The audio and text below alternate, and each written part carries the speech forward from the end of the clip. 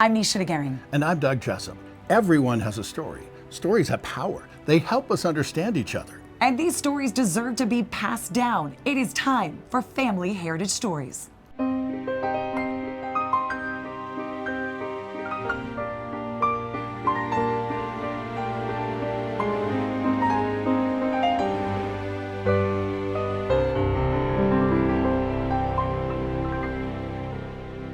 Welcome to Family Heritage Stories, where we help people understand where they came from.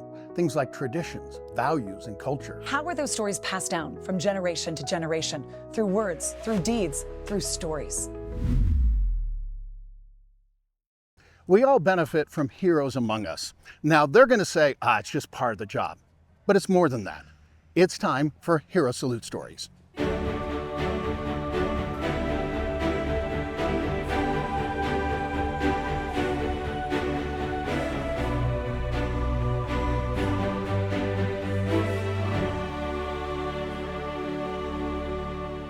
I'm going to take you back Every son of liberty, about 100 years to 1917, specifically to the spring of 1917. The world is in what's called the Great War. It was also called the War to End All Wars. It didn't quite work out that way, but the United States got involved in the spring of 1917. And there was a young man that was about 26, 27 years old. His name was Arthur Leroy Maurer, guy from a little town called Fairview, Utah. He decided to enlist, and so he was sent to the University of Utah to do his initial training, and then he was shipped out to Omaha, Nebraska. And what is he doing there? He is being trained to be part of the balloon division. Not kidding. Okay, hot air balloon division. They had not quite got the airplanes going as part of warfare, but the dirigibles, okay, we got those. So he was out there and doing his thing. Well, he got sick. A lot of people got sick in Omaha, actually. And the thing that's interesting is, why do we know all this stuff? Because somebody wrote it down. Somebody took the time to leave their mark. And to me, stories do have power. And one of the most powerful things is the letter that survived over 100 years from Arthur to his parents. So if you don't mind, I'm going to read that letter, kind of let you go back in time. Florence Field, October 16th, 1918. My dearest folks, received the most welcome cake and the envelopes the other day. Glad to hear from you.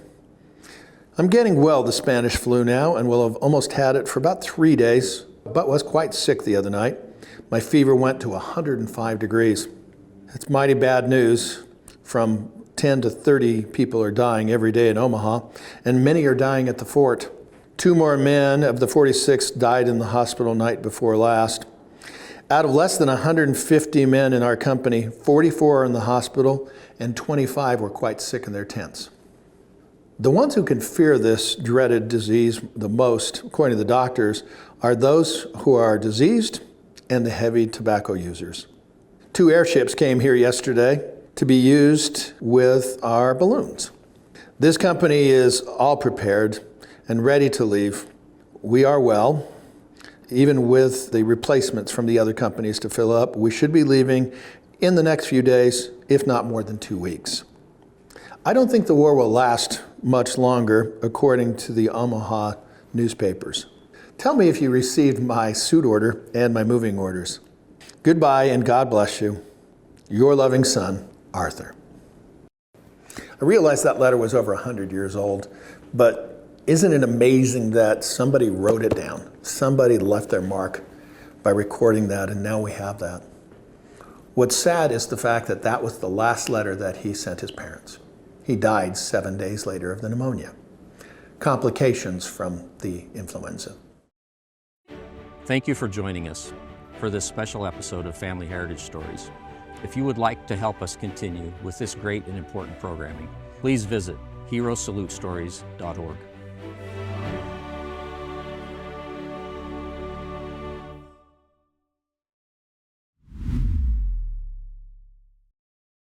Every veteran has a story that deserves to be remembered.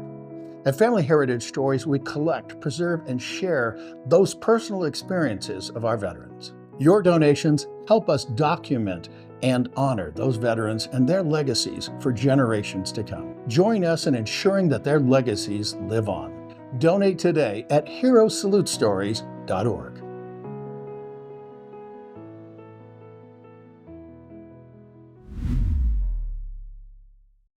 You know, there's a special bond between grandparents and grandkids. Tell me a story about your grandma or grandpa.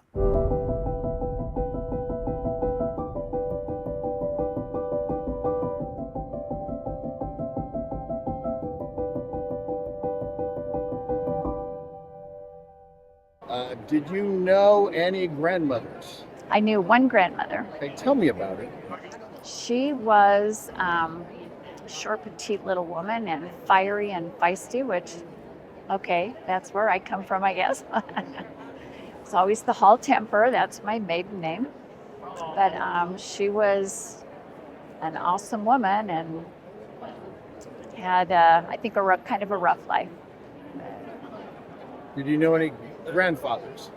I barely knew my grandfather because he lived quite a ways away. I did know my mother's grandfather, which is a very loving man and used to give us candy all the time. Broadcasting from Lanny Bernard Gallery, you're watching Family Heritage Stories. We'll be right back. Been doing this for a long time. And you know, a lot of people would get bored after doing the same thing. What keeps you going? What excites you about having this store? Well, I love the store because it's real eclectic. Yeah, oh yeah, definitely. And we're always finding new things. And people come in our store and say, this makes me feel like I'm in a museum. I absolutely love it. Well, you know, the fun thing is, this is a different kind of museum because you get to touch and yeah, you get to take some stuff home. And, right. And they won't chase you with a security guard, just saying. Okay. Just make sure you pay.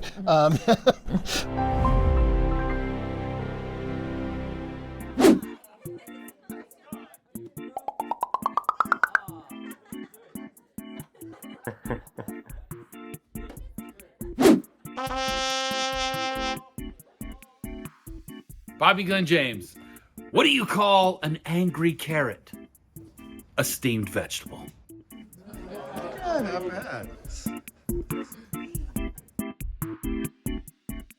I'm Katie Higley. You're watching Family Heritage Stories. Let's go.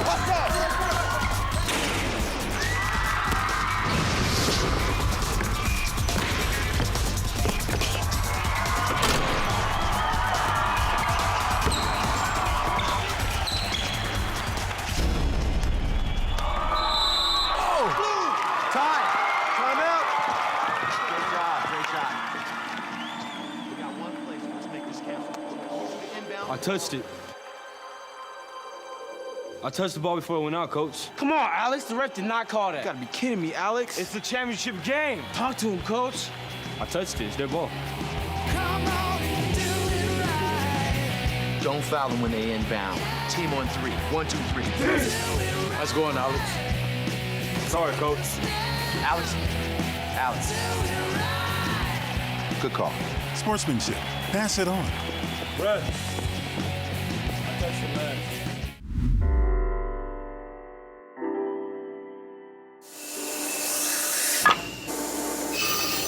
Welcome to Tiny Tim's Toy Factory. The need is 500 million. The Tiny Tim Foundation has made and given away over 1 million cars around the world. Bruce and Karen Powell delivered cars to Guatemala. We were in a village up above Antigua, Guatemala, working on a school, and we ended up passing out a car to each one of the kids. So tell me about these pictures. Probably one of my favorite pictures is a little preschool girl, and it's almost like she has a dolly because she's cradling her car. And I just, that one was really sweet. It started off with about 4 of them, and they would spread their legs until they touched each other, creating kind of an arena for these cars. And they would vroom, vroom, and then they would actually crash into each other. A little demolition derby there. Yeah. I guess it's universal, right? This is, for some kids, the only thing that they'll ever own until they become adults. Puts in perspective, doesn't it? It really does. When you have nothing, a little car like this can mean I have ownership in something, and I have something I can play with. So why do you guys do what you do? It gives you reality. It shows you how wonderful people are, how loving they can be when they have nothing. And for me, it gives me great hope and trust in humanity.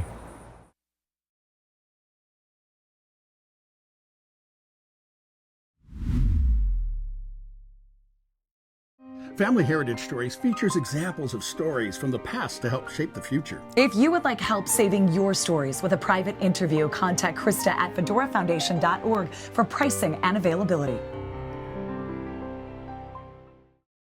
Everyone loves a great success story.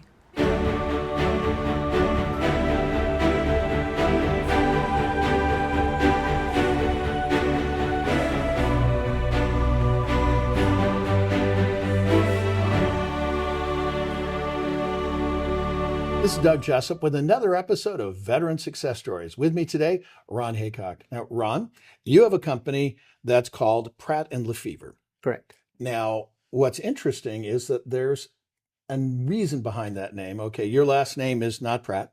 It's Haycock. And your last name is not Lefevre. That's correct. Okay, who the heck are Pratt & Lefevre? Well, one of the things I wanted to do when I started this company was to give deference to my family, my heritage, but I also wanted to find a name that nobody else would choose. Okay, that would work. Right? And so I said, all right, let's take a name that's well known in Utah, which is Pratt, right? Because it's my mother's maiden name. Okay. And then Lefevre is my great-grandmother's maiden name. Okay. Now, you have, for lack of a better term, an accounting firm. Yes. Okay. Now, here's the interesting part, guys. Okay. The reason why this is a veteran success story is because I won't say that you're Klinger, but you were a clerk, and clerks kind of know what they're doing. So where were you a clerk?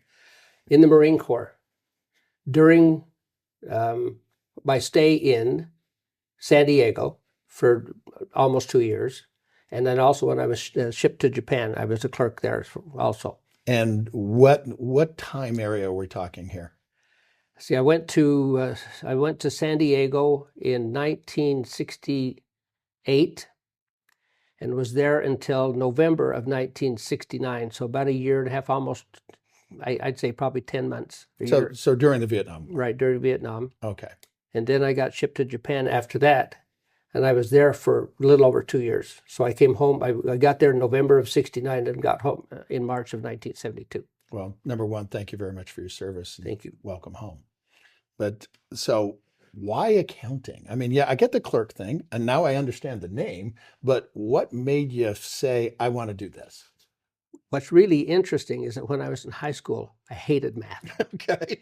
Right? I couldn't find any reason for it. They tried to teach me trigonometry and all of these different all this things. Stuff you're never going to use, yeah? Yeah, and I saw no reason behind it. I didn't like theory. I wanted something practical. Okay. Right? Then I went to business college, and it was a private business school in Twin Falls, Idaho. And the teacher there was one of the guys that owned the school, went in there and taught me how to do things in my head and add things up. And I used to remember going shopping with my wife when I was first starting my business, and I'd say, here's how much money you got. And I would walk with her as she would put it in, and I would add it up in my head and calculate the interest. And then back to there, and when we checked out, I was within $1 every time. Wow. And I learned how to do that in business school. I thought, this is cool. There's got to be a reason for it. That's neat. Right? Okay, so you did that, and how long have you been an accountant now? Since 1985. Wow, quite a while. Mm-hmm. Okay. Now, there's an interesting thing that you teach, and I don't know how much you want to get into it. We'll just do a little tiny bit because, we're doing a longer interview, so you're going to be able to see the rest of it on his website. But so he'll give you all the details there. But there's something interesting where you don't own anything. No, that's It's just exactly like, correct. How the heck do you do that? I actually wrote a book. It's called Own Nothing, Control Everything. Okay, explain. Right? The idea is you don't make money off of owning an asset. You make money off of controlling it. Okay. Whatever you own can be taken. True. So you want to make sure that you put yourself in a position where what you own, you can keep and you can use it, but you don't own it. To watch the rest of this interview, the full interview, you're going to have to go to his website. Pratt and, spelled out, Lefevre, LEFEVRE.com. You got it.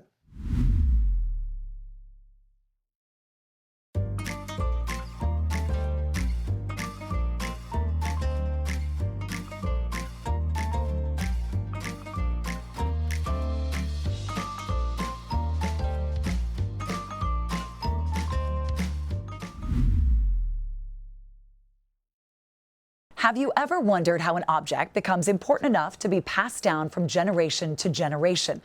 Later in the show, we share one of our viewers' treasures remembered. This holiday, give the priceless gift of stories. Imagine capturing the voices, the wisdom, the humor of your loved ones. Talking from personal experience, I promise it will be cherished for generations. To schedule an interview with either yourself or one of your loved ones, contact Krista at fedorafoundation.org. Everybody comes from somewhere. What does heritage mean to you?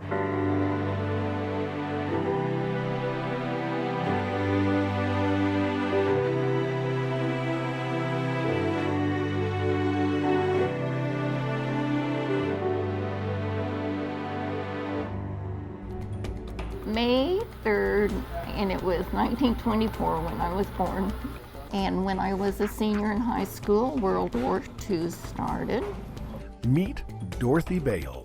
Come to find out that Dorothy and I have something in common.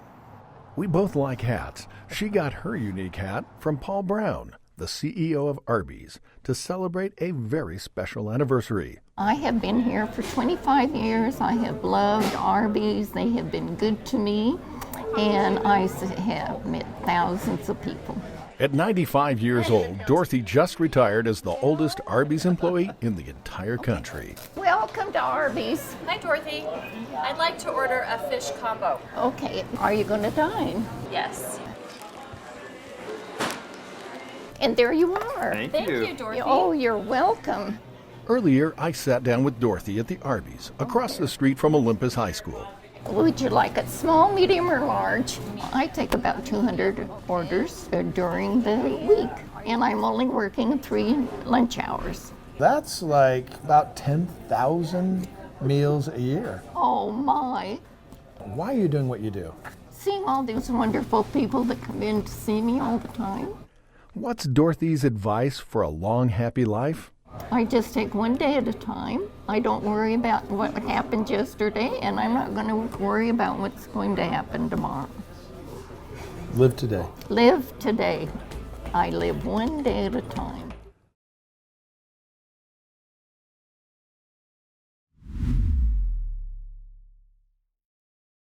You learn a lot about traditions, values, and culture when you travel. It's time for vacation locations.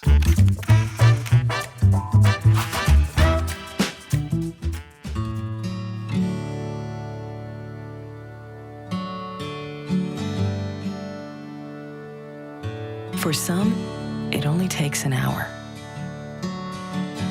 For others, a few days.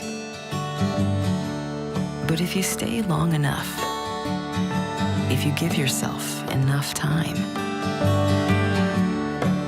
if you put yourself in the right place, your head, heart, and soul align, everything slows down.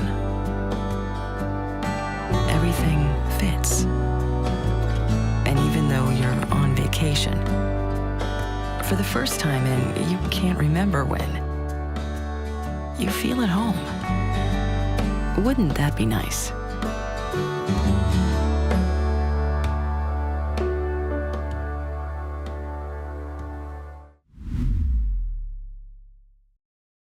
Objects with stories, our treasures remembered.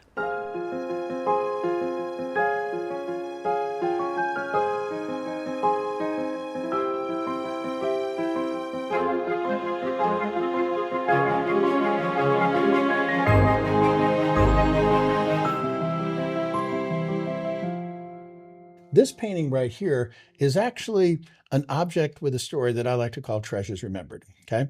And you have also a little ukulele here because of your musical heritage. Yes. So, okay, come on, it's time to dish on this picture and what it means. Yes, okay. This is called Sunflower. And this is an heirloom piece that was created by my great-grandpa, Raymond Samuel Clark, who also sang with Bing Crosby in the original record of White Christmas as the first tenor in his quartet. And later in his life, he really he decided to go all in on his creative arts and skills. And this is a piece that has been handed down through his family. And it's actually the only heirloom piece that I personally have. All my other family, like they all have all the other fun pieces, but this one is really special to me because sunflowers represent the light that we shine. And they also say, hello, here I am, like, welcome. And they're happy. And I feel like they provide a lot of joy. And so whenever I see this piece, it gives me joy to know that I can not only be a sunflower, but I can also help others to shine their light and to also be a sunflower. As cheesy that might sound, but like, you know, not only kids can shine their light, and that's powerful, but I think adults and seniors, everyone in between, we all need opportunities to have joy. Well, the other thing is to be able to honor your heritage in that music. That's special. Yeah, it is. What's it mean to you when you've got a student, okay, that you've done, and they came in, and let's get real, they may or may not have had that much confidence. Right. Okay, and I've seen you and some of the little recitals that you've had and such, okay? Yeah. What, as a teacher, what's that mean to you? When people truly step into their own light, their own power, and when they realize how incredibly beautiful they are underneath all of the layers of all the trauma or whatever stories you've been telling yourself about you're not good enough, or my grandma in elementary school told this, or maybe it was someone at on the monkey bar said, I don't like your voice, or whatever it is. It's like, no, fire them. Fire the voices in your head, because when you step into your power, beautiful things happen in your life. You transform and you become like a butterfly. Beautiful. And you might just land on a sunflower. You are my sunshine, my only sunshine. You make me happy when skies are gray. You'll never know, dear, how much I love you. Please don't take my sunshine away. We'll be right back.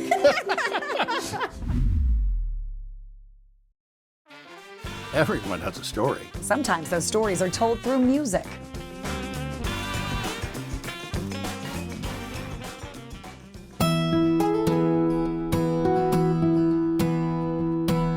Grew up as a small town girl. Everyone spoke on a first name basis. Friday night was the main event under those bright lights with high hopes of a win. But we knew it didn't matter anyway. If there's a victory, it's gonna be a sight to see. A bonfire made of cottonwood trees. And even if we lose, we knew the game was skewed.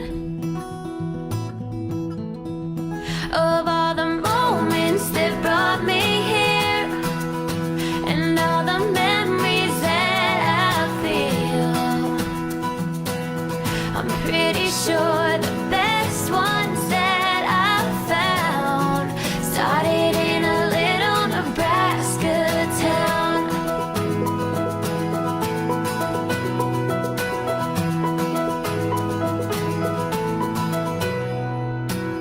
See you red on day, gather around the TV, put our lives on pause, and there really is no place like here. Living that good life, wouldn't wanna change a thing. Born red, and you know a corn fed. Of all the moments that brought me here, and all the memories that I feel, I'm pretty sure the best ones that I've found started in a little Nebraska town.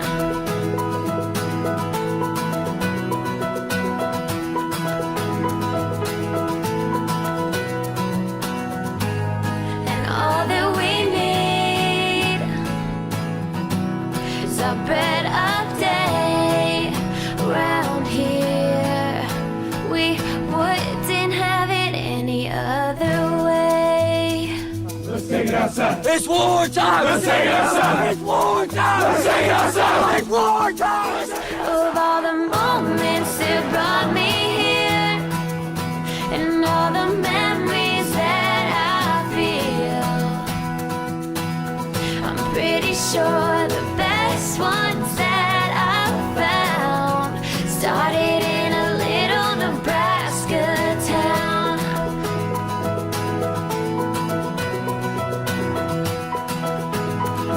Hey, yeah.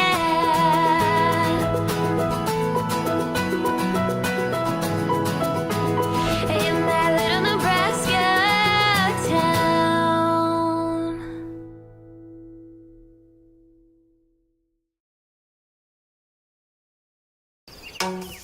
Nebraska is kind of like that odd kid. Didn't say much in school. Slightly peculiar, maybe. But when you took the time to get to know him, turned out he was pretty interesting. We know some people won't take the time, but if you're someone who will, odds are you're gonna like it here. Nebraska. Honestly, it's not for everyone. What makes you smile? Spry Natural Xylitol mints make me smile. I think it might help you too.